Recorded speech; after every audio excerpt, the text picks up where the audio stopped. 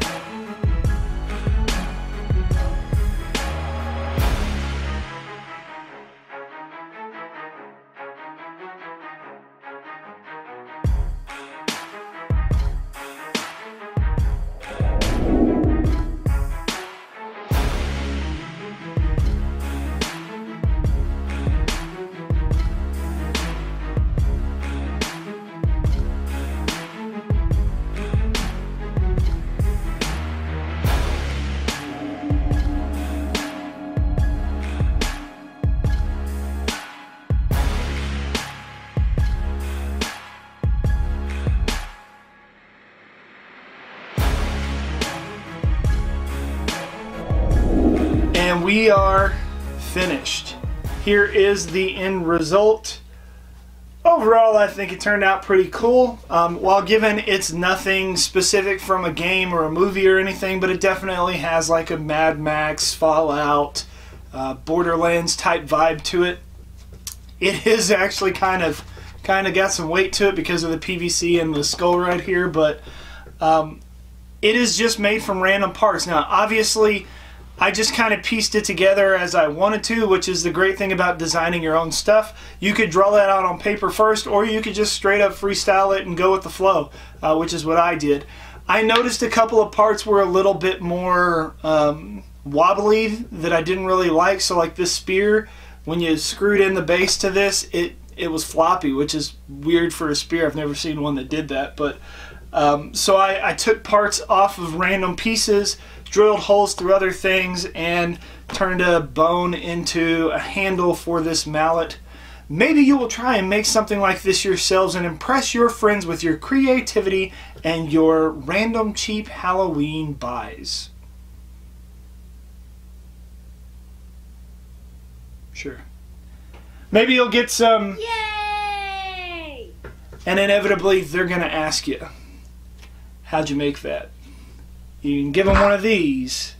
Tell them, much props. I mean, it is a mallet. This isn't on sale at much props, but I do have merch now if you'd like to purchase. So, not mouth first. Let's hit you with the spear. Ah! Yeah!